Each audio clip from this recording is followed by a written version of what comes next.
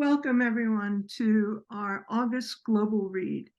This is a really special one for the Charter for Compassion because it is with Olivia McIvor. And Olivia and I came to the Charter the same year.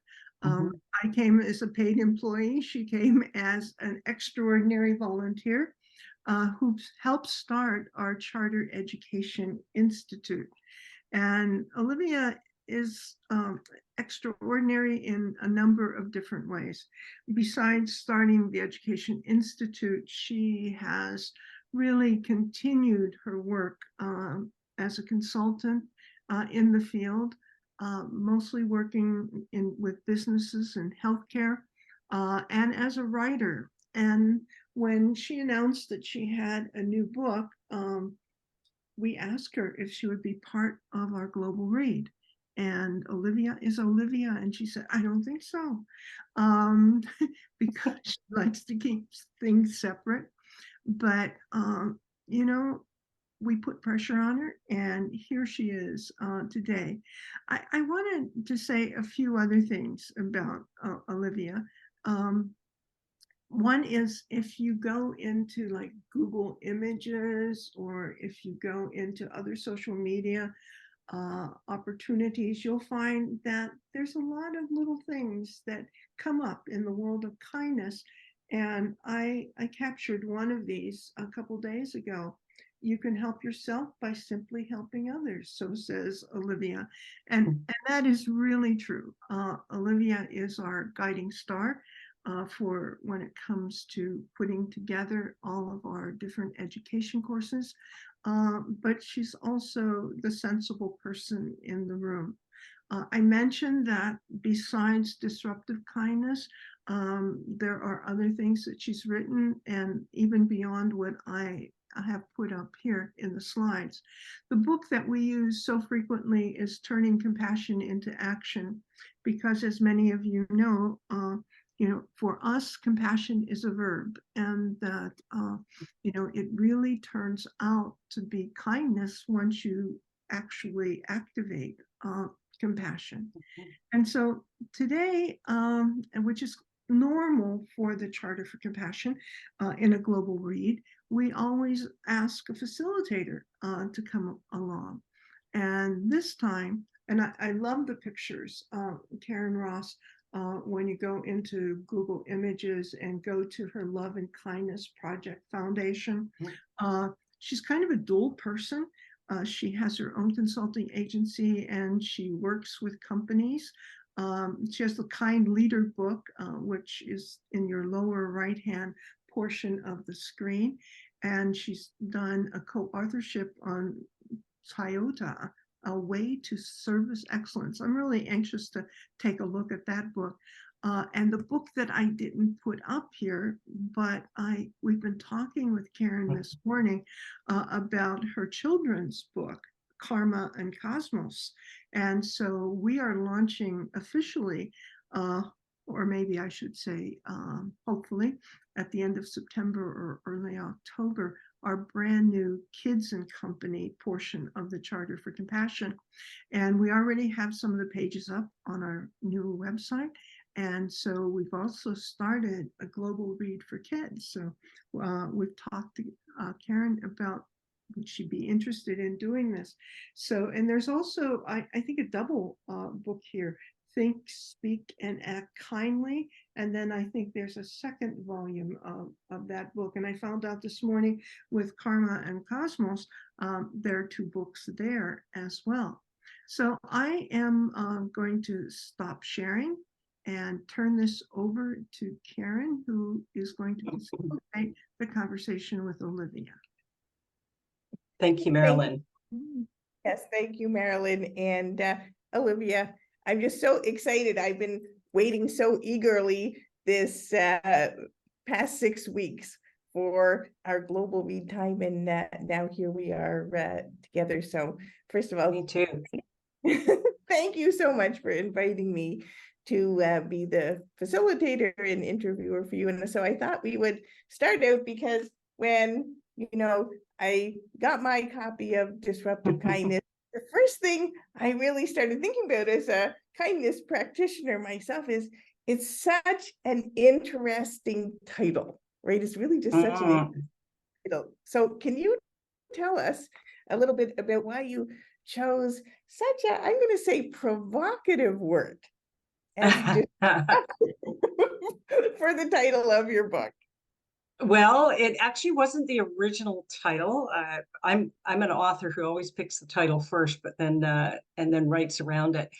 But it was one of those thinking and thinking and thinking, and then thinking with my publisher, and then eventually it came around to what is the work really about at the end of the day, and it's an oxymoron. I mean, you put disruptive and kindness together in the same mouthful, and you're thinking, what? That doesn't fit together. It's kind of like working lunch or jumbo shrimp, those kind of words, or original copy. Like those words just they provoke you to think, how do those two words fit together? And what this book is really about is the culmination of my 2.5 decades of work in this topic, that I wanted to your word, be provocative, of getting people to think about a different way of looking at kindness. To me, it's not about random acts of kindness. I think that goodness, in the world we live in today, if it's not about conscious acts of kindness, it's about nothing. And so that's why I wanted it to be something that did provoke and push a couple of little buttons on it, because, the reality is we're dealing with, certainly in workplaces, we're dealing with 1 out of 8 employees that are actually engaged in their work. And that's dropped off, even more so since the pandemic. And so if this is not a time in the world of work to be provocative, to say that we need to shake things up, we need to do things differently, we can't keep using the old strategies we've been using for decades. And I think kindness is one of those new strategies. I love it. And I myself so often use the word deliberate, right? Not a random act of deliberate act of kindness.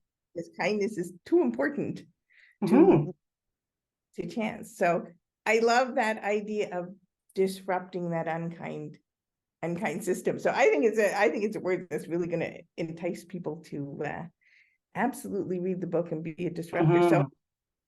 So I know that you've done a lot of work in kindness. How did you get started in the work? Can you tell us a little bit about what's your story, how you got to this place of working on disruptive kindness? Yeah. It was probably more disruptive personally at the time than it was for the rest of what I was trying to push out, actually. And I think that there's, it's a great question. I thank you for asking it, because I think there's 2 stories in a sense. There's one of, the formal story of, I was an HR director in a large bank in Canada, in British Columbia, in the province that I live in. And we had started a Kindness for Colleagues program as a way of, I was trying to find a way to combat violence in the workplace. But if I go back even way further than that, I'm going back to my origin story. And I think that that's important, because everybody's got an origin story and they need to find it in order to really bring whatever it is their work forward. And so if I go back, I was a young emerging HR professional. I had been in learning and development for a number of years and wanted to get into more traditional HR. So I went to school and I did all of those pieces, and I get my first big assignment, and I've got 65 retail stores I'm responsible for. And I had all these philosophies and ideas, and they were, people first, go out where the rubber hits the road, don't sit in your office. Very humanized way of thinking about HR. And so I come back in, and I've done my round for a year, and I sit down for my first performance evaluation. And the HR director sits, she's talking to me, and she does the traditional review. And then she leans back in her chair, and she, I'll never forget it. She doesn't say anything. She just leans back in her chair, and she's just looking at me. And then she says, Olivia, I got to tell you something. You are never going to be successful in human resources. And I mean, you can imagine the look on my face because this was my chosen career. You are never going to be successful in human resources if you continue to wear your heart on your sleeve. And then she said, and for goodness sakes, stop hugging people. You're embarrassing us. Because I'm a hugger, and I still to this day, I hug my clients. I just think we have swung this pendulum so far to out of reach of our human side in the workplace. And so of course, I'm young. I'm assuming that she's right and I'm wrong and I'm broken and I need to fix myself. So after a year, I come back after a year. I have taken everything from classes. I became a victim service counselor. I learned stance and body language, and I decided that I didn't go out to locations anymore. I had completely gone inwards, trying to fix what was broken, and I became really disenfranchised and disengaged in my work, and I was going to leave. Obviously, it wasn't a fit for me. And I had a ticket to go to an HR conference, and it was kind of, I thought, well, why not? It's a little trip, and I'll go. So I'm sitting around this table with all these seasoned HR professionals, and I'm like blurting out that I'm broken and I need to fix myself, and what can I do? And this lovely senior woman says, come and walk with me around the grounds after lunch.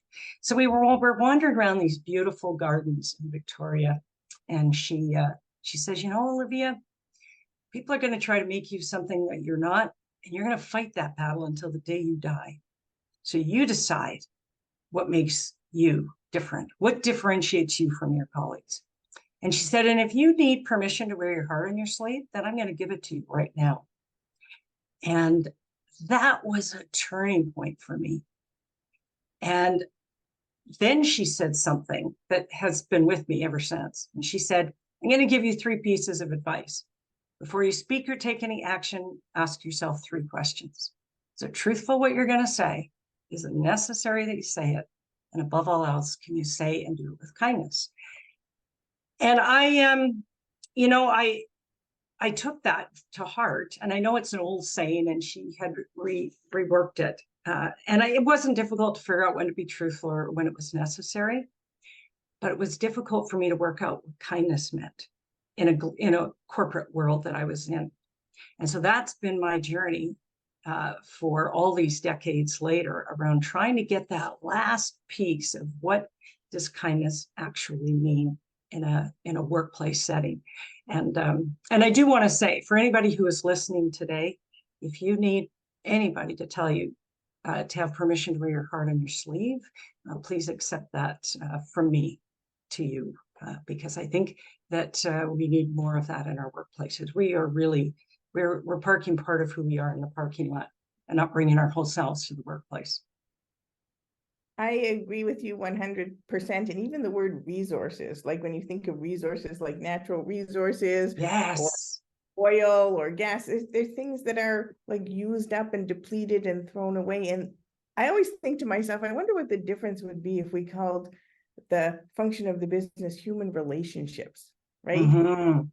Human resources, because people are going to appreciate when they're treated with kindness. They're not going to be depreciated. So you received an amazing act of deliberate kindness by Yes. the senior person speaking to you, right? And actually, in a way, I think you could say a kind of disruptive kindness too, right? Yes. Yes. She was very disruptive back then. And you know what? I don't even know who she is. I have no idea what her name is. I didn't ask. I didn't get a business card. I never saw her again at the conference. And I actually refer to her as my earth angel. She just sort of showed up. She gave me this word of wisdom that changed the entire path of my career to bring me to here today, and never saw her again. So, I really like where you're going with that, Karen, because I think this idea of human resources it's an old title, and we're actually seeing, people managers, there's new words out there that they're trying to replace it with, because I think, to your point, they're realizing that it's a done word. Absolutely. And a non-human word. And how can we expect to treat people like people? Because we don't need to be kind to things. We need to be kind to people. Why would we treat things with kindness, right? It's a people thing. So because I also work in this world of kindness in the workplace, I'm going to ask you a question that people ask me all of the time. Go for it. Aren't you wasting your time working with people in the, adults? Isn't kindness for kids? Isn't kindness something innate? Why would you actually focus on adults and kindness in the place? So Olivia, I'm going to ask you the same question. Then maybe when people ask me, I'm going to get a better answer. Yeah. Oh, that's a good question. That's a good question. It's not that I love kids. I think they're wonderful. And I think that there's lots out there for them. Certainly where I live, social emotional learning for children it's embedded in our school system from K to 12. Kindness is pro-social behavior. And so it's part and parcel of that for children. Where my brain goes with this is that we need to go to the systemic issue. And the systemic issue, children are not born bullies. We know that. It's a learned behavior.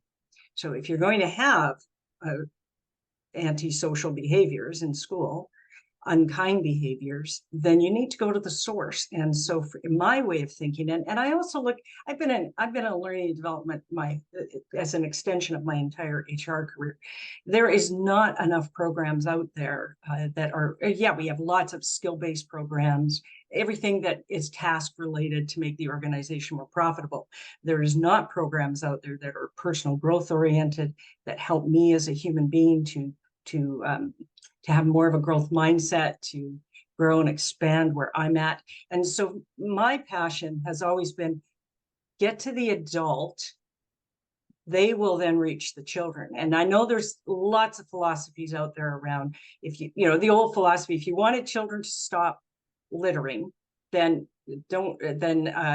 adults to stop littering, then you go to the children and you teach them, and then they go home and teach the parents not to do that. And it worked. We know that philosophy worked. I do think that there's so much though out there already for kids that we need to reach the adults. We need them to realize that human side of them, that it's okay to wear their heart on their sleeve. It's okay to bring their whole self to the workplace, their authentic self. And there's nothing out there for them in workplaces. And it's all transferable.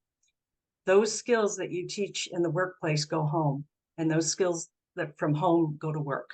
And so for me, it's not even a question that you need to reach the adults.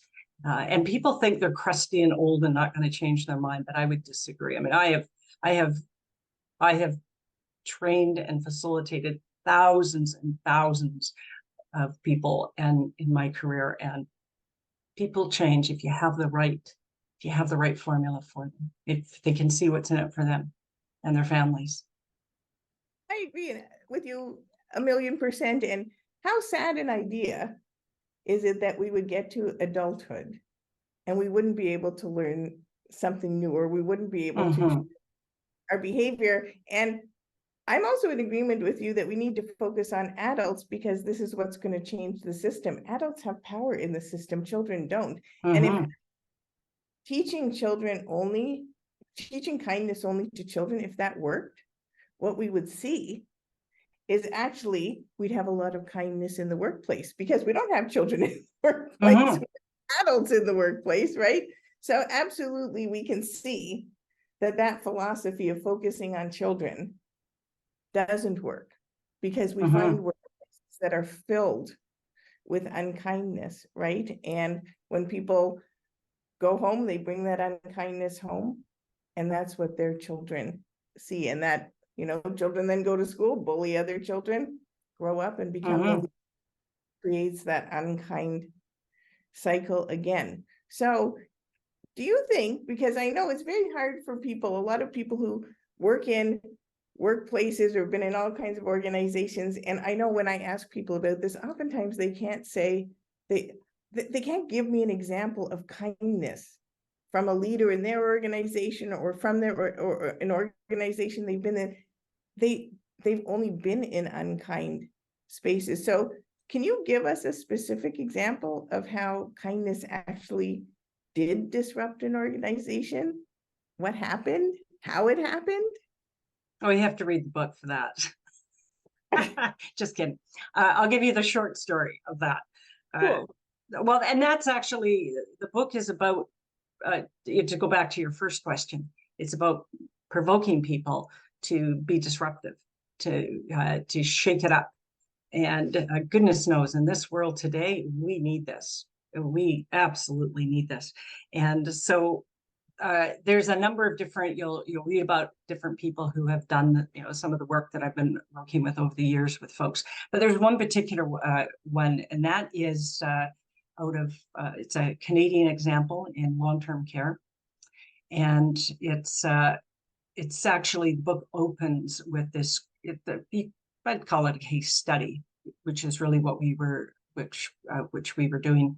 And this is they're called Fairview Parkwood Community Homes in Waterloo, Ontario, and their CEO had joined them. I did a couple of things with her at another organization that she was at, and she wanted to bring this idea of how do we create kindness from the staff to the residents to the families, all the way through. And so she, working with her board, kindness actually became one of their 5 values that they were working with. And so we were brought in to do some work, and how do we weave that into the corporate culture as part of it. And so we're doing what we normally do. We have a kindness literacy and engagement index, and what it does is it's 36 questions. We can kind of measure the emotional culture of the organization and how I call it the kindness factor. So you can actually get your kindness factor of that. And so so we put everybody through that as our benchmark, and then a year later we're doing all the work that we do, and then wham, we get hit with a pandemic. And a year into the pandemic, and I don't, whoever is going to listen to this today, I don't care where you were in the world, long-term care, assisted living was really hit very difficult. And so Elaine, phones up and she says, yeah, I'd like to do the survey again. And I'm thinking, I'm not sure this is the right time to be doing a survey on where we're at. She goes, nope, I want to see if this stuff works. So let's do the survey. So again, she's a year into the pandemic, and she says, so we do it. And it's based on these 36 questions, which leads to kindness to self, colleagues, and communities as the themes. And then there's 12 character traits that if you cultivate these 12 traits, they create a kind of workplace. Now hold your breath, because every single marker went up. Every single marker, her kindness factor went up. Every marker on the 12 character traits went up.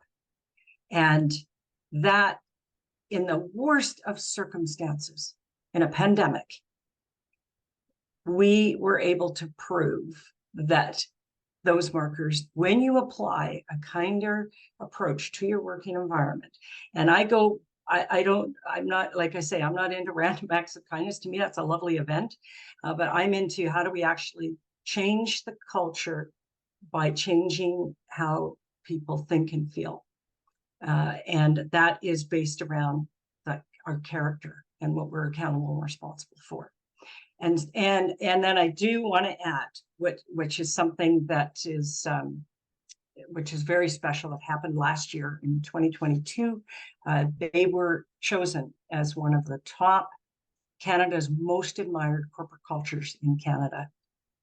And so that's, you don't get better results than that. This stuff works. It works. but it's got to be woven and integrated into your corporate culture. It's not something that you just do an event here, an event there, because nothing's going to change. So, I do a lot of business consulting and leadership coaching myself, and I just like to build on this a little bit because so often, we're talking to organizations about strategy and long-term thinking and long-term planning, and I think people don't understand how kindness can be used and should be used as a strategic model, right? Because again, people tend to be used to and think about random acts of kindness, right? Okay, you're going along, something happens, but strategy is deliberate, strategy is proactive. So can you talk to us a little bit about how organizations and why organizations should adopt kindness as a strategic model? Well, I think that the traditional strategies we have, and I've been doing strategies my entire career, they are very linear and they're very left brain. There's no emotion attached to a strategic plan in most cases. I've certainly rarely ever seen one. And so when you get, if you think about the whole goal of an organization is to have an engaged workforce, because engagement is directly related to productivity on the bottom line. That's the reality of an organization. And I come from operations first. I come from operations and then I went into human resources. So I got a real balanced approach to pulling those two things together. If you have a strategy that only includes getting people to work harder, and then you've only got one part of what creates an engaged workforce. Remember I said earlier, 1 out of 8 employees are only engaged in the work that they do. And you don't get the results that you want as an organization when you have people who are disengaged. So if your strategy is how do people think about the goals and the roles and the strategies in their job description as an example, how do they logically think about that? And then how do they feel about those goals and roles and strategies in their job description? When you put how I think with how I feel together, that's when you get people to act with discretionary service. That's when they go above and beyond the call of duty. And what we're not doing is we're not bringing that, I'll use some of my language, we're not bringing that emotional or heart-based approach into our strategic plans. And when you start to do that, when you weave that into the corporate fiber, then it becomes just a way of how we do life in this organization. We care about each other first. It becomes a people first strategy. You look after the people, they'll look after the tasks. You look after the tasks first, not the people. You're never going to get the results that you want. So those people strategies have to be very human based. My philosophy, when I'm teaching, I teach HR management to students. One of my philosophies that I've used, and it was part of my teamwork in my corporate career, was how do you put the human back into human resources? How do you humanize all of those elements of your strat plan that you have? And when you do that, that's when you get outstanding results. I am 100% in agreement with you, because the thing is, if people are afraid of an unkindness, right? If people are afraid, then they won't try new things, they won't create, they won't innovate. They're worried something is going to happen to them, and nobody wants it. So if you don't build kindness into that strategy, how are people actually really going to do the work they're supposed to do and improve the work that they're supposed to do, right? If they live in fear, kindness creates trust. Unkindness creates fear. And in all organizations, it doesn't matter whether you're manufacturing, whether you're a service organization, all work is done by people, right? Even if it's automated, people are programming all of those machines. So if you have a business that uses kindness as a strategy, what do you think 3 benefits would be to businesses for enriching the organization's culture with kindness? What do you think the three biggest benefits would be? Well, I think you have to look at you have to look at the word, let's just look at the word kindness to start with as an overarching piece. There are, Karen, there is so much research out there.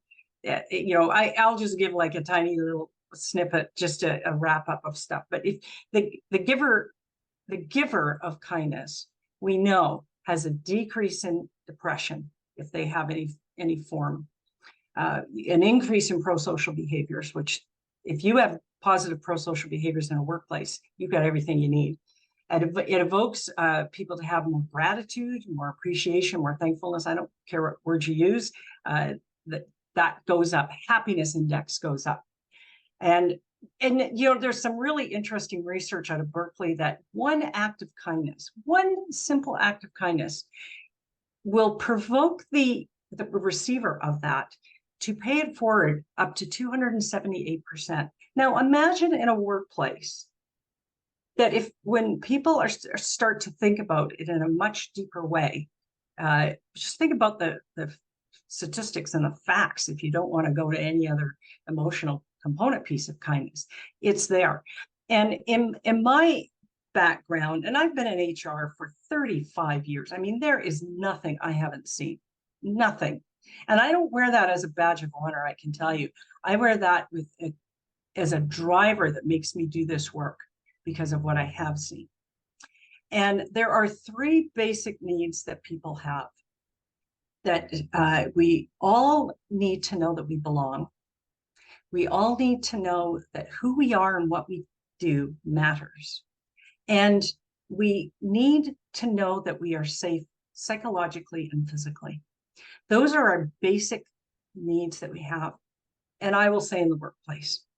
So if you go deeper into that, what you get, if you meet those needs, safety, matter, and belonging, what you get is you create a deeper sense of belonging within a team or within a department or within the organization itself.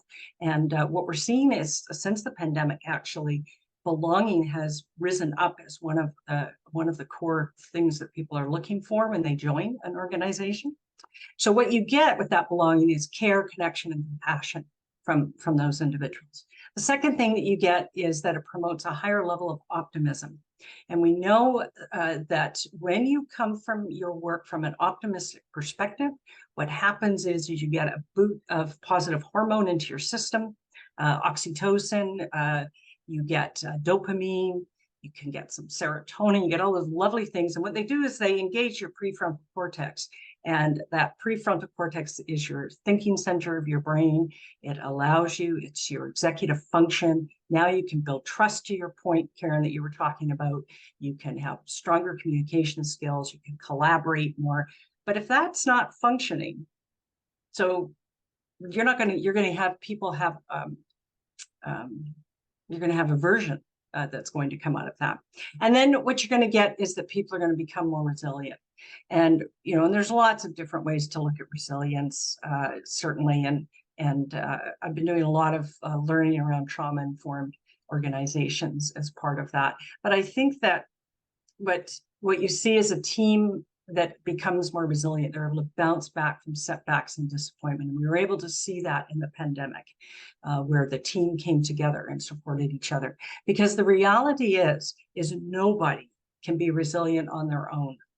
You need other people around you to be truly resilient.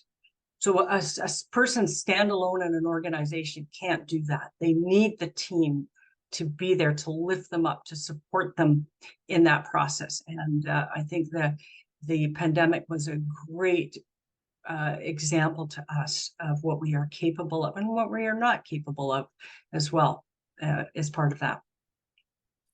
I absolutely love that. And, because I work with a lot of organizations as well, culture, like that whole sort of big amorphous idea about culture, right? Because you're really talking about benefits to an organizational culture. But it's like such a really undefined, amorphous kind of thing. You use the term emotional culture, right? And I think it's not a term that many organizations think about when they think about culture at all. But of course, I think it's super important. Can you just talk to us a little bit more about what you mean by needing to improve emotional culture? What is emotional culture? Why should we need to improve it? Well, because remember, it's if you want to engage people, you need two sides. You need how people think, how people feel. You put those together, that's where you actually get people who are engaged in the work that they do. Organizations are famous for, I can tell you what you need to think, but I'm not going here. Like, don't even ask me to go to that emotional place.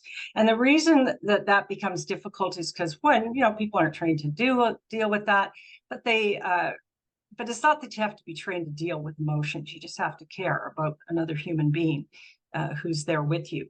And so we are the embodiment of emotions. That's the reality. And we're not facing that in organizations. I think that that's to our detriment. We have people, and I think it's a growing body of people who are saying, I want an empathetic leader. I want somebody who cares about me as a human being, not as a human doing.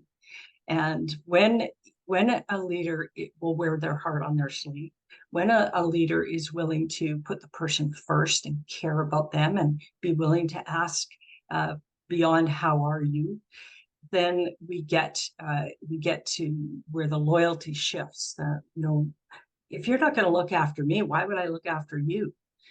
And in a world of quiet quitting right now, where 50% of employees, in Gallup's most recent research that just came out last week, said that 50% of employees are in a quiet quitting mode. That doesn't mean they're quitting. It just means they're emotionally checked out of your organization. But you're never going to get the results that you want unless you're going to deal with the emotional human side. And that goes back to what I said about, we have to stop asking people to park who they are in the parking lot and just bring their skills to work.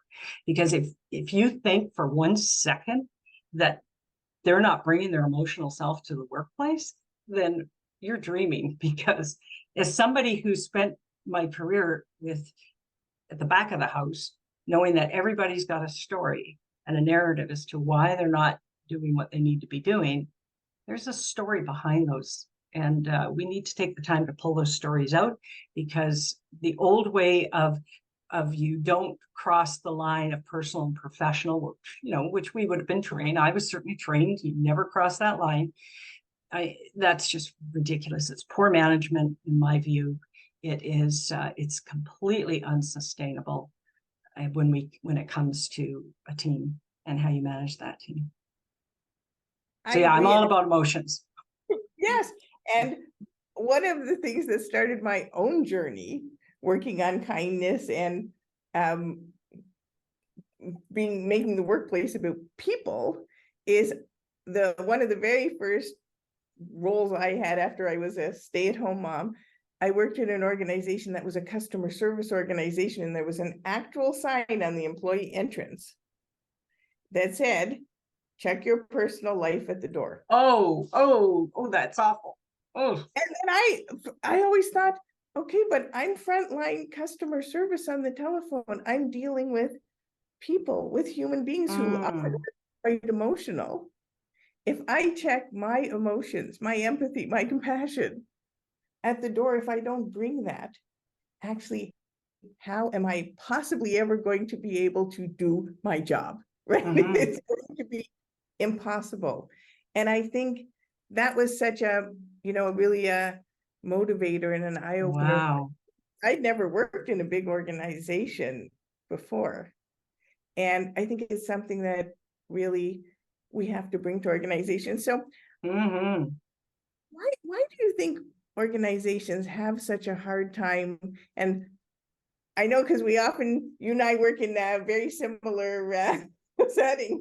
Why is it so hard to convince organizations that kindness should be part of what they are doing as their strategy, treating people as human beings, allowing for that emotion? Why do you think it's so difficult to convince organizations and to convince people? I mean, even all leaders are people before they're anything else. I wish I had a really easy answer for that one. What pops to mind when you ask me that, I was speaking at a servant leadership conference, And this, and I did my thing, and then we did a Q&A, and this gentleman stands up to the mic, and he asks me, why kindness? Why should I bring kindness into my business? And I think I snapped, like something in me just snapped. And I, because I'd spent my entire career, I had, books on kindness and compassion, and full of research as to why you would want to do kindness as a wellness initiative, as an example. And instead of just going on with a bunch of research, I just said, why not kindness? Why wouldn't you do that?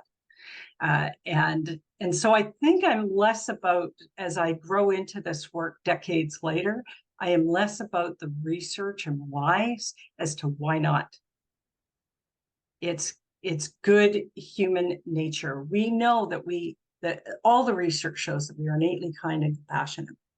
And my stance on it has always been, I'm not here to teach you to be kind to each other, because we are already innately kind. We know that. We would never have survived as a species if we weren't. And so, but the difficulty is when I can be the nicest person on the planet when everything is going great in my life, when things are perfect, but push me up against the wall of the stress of life and work. And that's the rub. Does my best self emerge during that moment? What choice do I make? Because innately I am kind and compassionate. It's in my DNA, but we allow those pressures of life and work to make us into something we're not. And that's the moment of truth of what choice do we make. And so in my work, I'm not about telling people to be kind. I'm about reminding you of who you innately are in those moments when we feel like we're not able to do it. What choice are we going to make in that moment? I love that. Yeah. I absolutely love that. Before I have one more question before I see there's some questions in the chat. Oh, great. So I take some questions in the chat. But before I sort of finish off the formal part of me asking you some questions, I'd like to know, because disruption is about doing, kindness is action, compassion is a verb, right? So what are actually two things that you would recommend that the people who are right here participating with us and people who watch this later on, what are two things that you would suggest that they do differently to be kindness disruptors in their organizations as soon as this webinar is finished? Because it's never too soon to start to be a kindness disruptor, is it? No, it's not. And it's not as complex as we think it is, actually. We build, and so I like the idea of simple, short things that you could do that you just get to right away. So one that I always share in organizations is a very simple one. It's like having a little conscience on your shoulder, and it's really about it goes back to that choice. What do I do in that moment when my best self is not emerging? And so a phrase that I always use is, what would kindness do here? What would kindness do in this moment? Not my head. What would kindness do? And I can tell you, you're going to get a very different answer. So just even putting that on your Post-it note, onto your desk, onto your laptop, whatever it is you have, stick it on the fridge, wherever. For years, I carried it on my phone. What would kindness do here? The second thing I would suggest is running everything through this filter. And I know it's a remake of an old, very old, a little bit longer saying, but I find organizations love it. And that is, before you speak or take any action, ask yourself 3 questions. Is it truthful what I'm about to say? Is it necessary that I say it? Because goodness knows we say a lot of unnecessary things.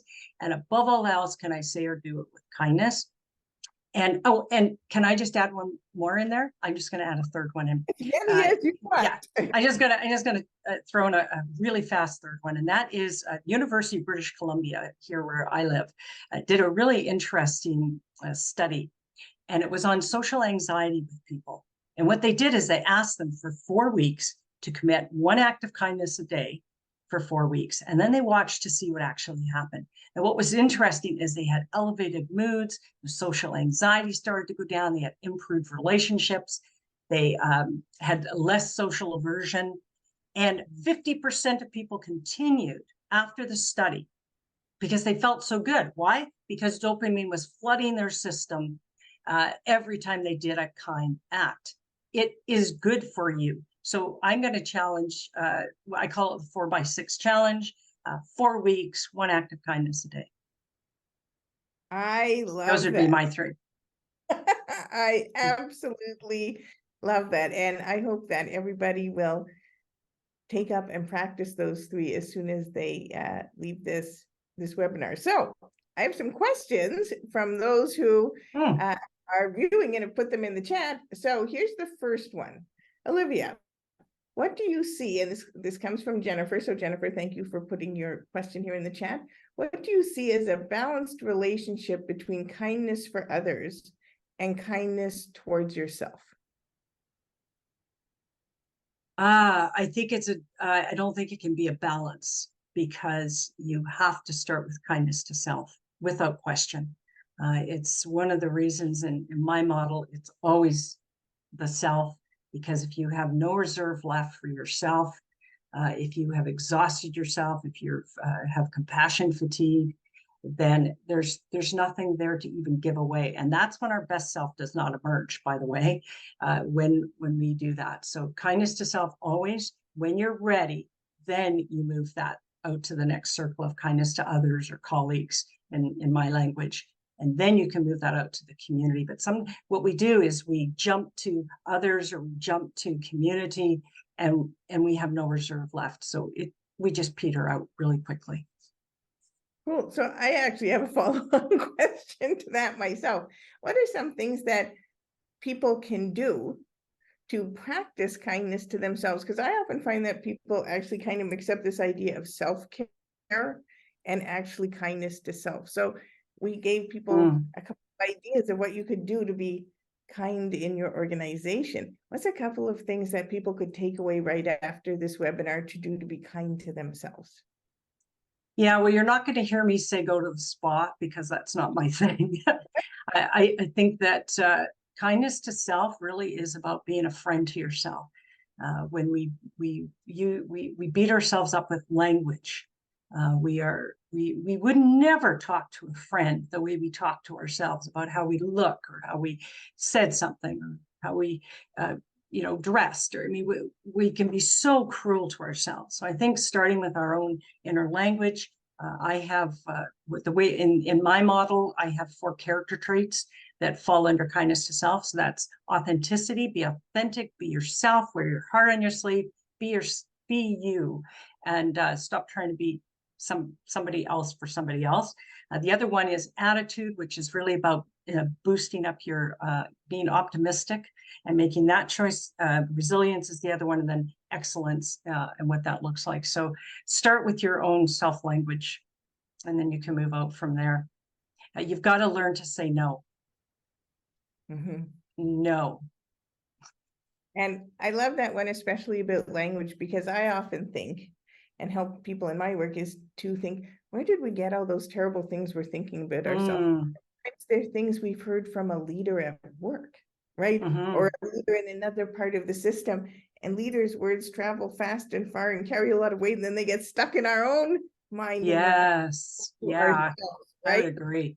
So I love that, right? Monitor your own self-talk. When you hear that, think, why am I used to say this all the time, exactly the same. You wouldn't say that to someone else. Why would you say it to, right? Be your own best friend.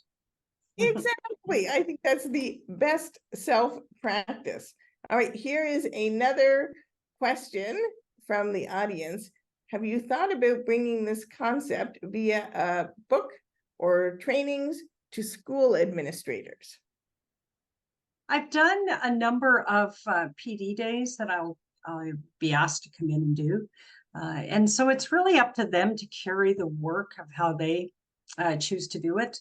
I've spoken at the Dalai Lama Center for Peace and Education at their conference with teachers and principals. And but again, it's really it's up to them if they want to deepen that and how they want to deepen it. But that's not been the target audience. Cool. Well, I know that we need to leave a few minutes for summing up and announcements. So Olivia, before I turn this back over to Marilyn, is there anything you'd like to leave people with? A thought you'd like to leave them with? That's a really good question. I'm just thinking of a quote that says, whatever a man or a woman can conceive or imagine in their minds, they can accomplish. Impossibles are impossibles, only as thinking makes them so. Wear your heart on your sleeve. Make a difference. One person, one kind act at a time. Olivia, I think you're extremely modest because I remember that you worked on some incredible compassion books for schools. And I don't know if they're still available or if you can talk about them. And then those wonderful that you use so frequently that I stole from you. And whenever I would go out and work with students, I'd use them. Oh, I don't remember what those are that you stole, but you're welcome to them. Oh, but I know what you're talking about, Marilyn. If you were to go to, we created a group, we created based on character traits as well. We created, and they're free. You could go to the Kindness Foundation of Canada, and where I served as a board member for about 10 years. And you can go there and you can download free kits for students. And our age range is about 5 to 8 in that category. And we have about 7 or 8 that you could go and just grab those for free. Kindness Foundation of Canada. Great. And those cards maybe were not your invention, but I think you used them. Oh, the flip open cards with the quotes in them. Yes, yes. They weren't my invention, no. Okay. Well, this has been absolutely wonderful. And I can't thank you enough, both Olivia and Karen. And Karen, we do look forward to Karma soon, I hope. And we're going to just make a few announcements before we end here. And so I will do what I can here to find my PowerPoint and begin the process of sharing. Next we have 2 more events this month. I mean, one of the things that we hope you all do is come back to the Charter website and see what we have to offer. We have a number of things each month. One is a series called Cultivating Compassion. It's a discussion group, and there are books involved and articles. And this month, Cultivating Compassion is See No Stranger, Valerie Carr's book, which is, it's wonderful. Valerie started an organization called Revolutionary Love. One of the things that the Charter does each year is we give out humanitarian awards, and we do them whenever possible in a live setting, which we did at the Parliament of World Religions last week. And Valerie was one of our recipients of the Humanitarian Award. We've featured See No Stranger in the past, and she's been really involved in a number of things that we do. By the way, whoever asked the question about schools, Valerie too has a wonderful curriculum that is free. The other thing that we have on Saturday, we have it every month on the last Saturday of the month. We come together with a Sangha. And a Sangha is a circle of meditation and sharing. Our Sanghas are usually led by Orla O'Sullivan, who is the education director at Thich Nhat Hanh's Plum Village. And it's a wonderful way to start the weekend for us here in the West, and for people in Europe and Middle East and the continent of Africa. It's a great way to end the day. So you're invited, obviously, to both of those each month. We talked a little bit in the beginning about the Charter for Compassion Institute, which Olivia pretty much, along with a team, runs. And each month there's one featured course. Sometimes there might be other offerings, but this month coming up is practicing the art of dialogue across differences. And this particular sharing came about after a wonderful film was made by Arndt Wechter and it was called Crossing Borders. And one of the things that the Charter will be doing, starting probably at the end of September, we will be offering training in crossing borders, so that our heart is open to having at least 50 to 100 trainers available around the world. This is an extraordinary experience. Olivia and I have gone through it a couple times. We've gone through the facilitator part of this, and it's wonderful. It's intergenerational. And that's part of the differences. It's age difference. So it's just a wonderful opportunity to cross-pollinate in doing this. Just a few more things. Our next global read, and Olivia referred to what's going on in Berkeley, and at the helm of what's going on at Berkeley at the Science Center is Dasher Kiltner. And Dashner is a wonderful researcher, presenter, and a writer. And this is his latest book, Awe, The New Science of Everyday Wonder and How It Can Transform Your Life. We're really looking forward to that presentation. And here's an invitation. The Charter just launched 2 weeks ago, a brand new website, and it still has the same URL, charterforcompassion.org. But one of the things is it's a little different. And one of the things that you see right here is that, you know, our tagline is connecting people who care. And what we've tried to do with this website is to make it clear and very accessible to anyone who uses it. But we want it to be more than just a website. So we want you to think about it as a Wikipedia of compassion. And it's going to keep growing, and it grows by the very fact of the things that we offer. And like, for example, today, this recording of the session will be available through our website, as all of our book reads, all of our education forums, everything that we do is somehow cataloged in this site. And so we hope that you come often, and you can always go to the events part to find out what is happening. And as I say, there's probably a dozen events a month in which you could participate. And finally, here's another Olivia quote. What would kindness do here? By asking ourselves this question and working towards an answer, we are led to think, speak, and act differently in times of uncertainty. So thank you, Olivia. Thank you, Karen. We are really excited that we had this opportunity to hear from both of you. And thank you so much. Okay. And we hope to see you again. Thank Bye. you. Thank you, everyone, for listening. And Karen, thank you so much for being a great host. Absolutely a joy and an honor and a pleasure.